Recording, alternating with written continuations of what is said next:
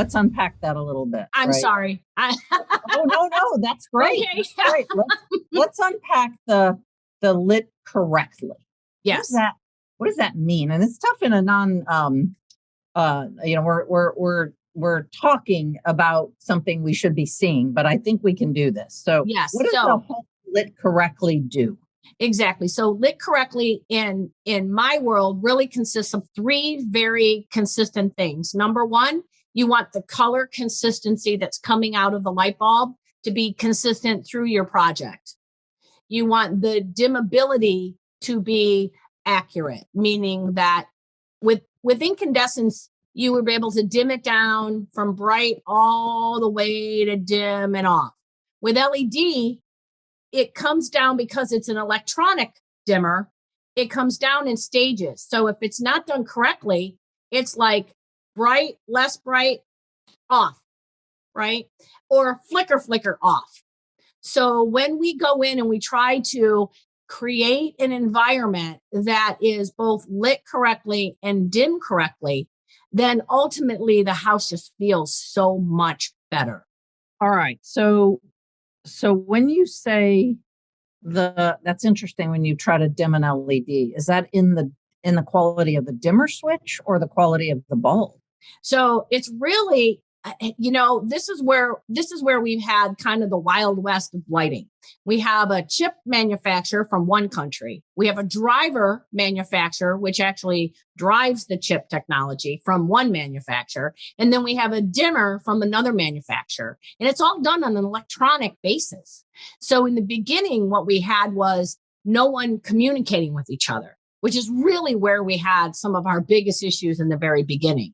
Now we actually have the driver manufacturers communicating with the dimmer manufacturers and the chip technology kind of lining up. And when they line up and they're made for each other, then that dimming is just perfect. But we do a lot of testing. We do a lot of mock-ups in our space just to make sure that that dimmer is compatible with the technology that's being put in the house. Super interesting. All right. So that's LED, but one of the things that your checklist does, and I super highly recommend going and pulling this to our listeners.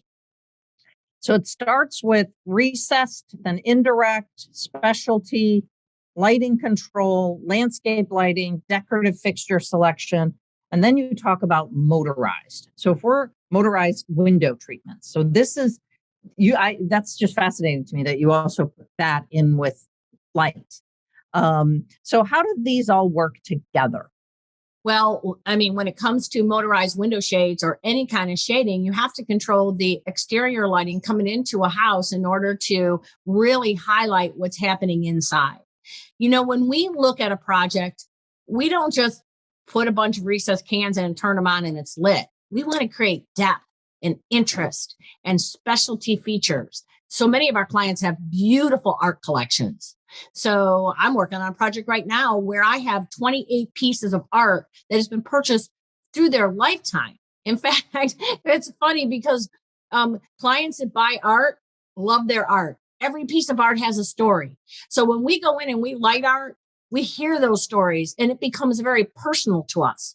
So if I know that when my client's husband, who's now passed, they were in Venice, they found this picture, they love it, it's featured above her fireplace. When I come into that house, I want to include that to me lit maybe 50% brighter than all the other lighting in the space at night. So creating depth and interest with dimmers and indirect lighting from coves and backlighting of cabinetry. And when that is all done well and it's dimmed properly, there's just no better feeling in a home. And, Curtis Searle's my business partner, who's really the technological guru, right? LED is a technical product. And with Curtis Searle's on board, it makes it so much better. He really does understand that technology and helps us pull it all together for our clients.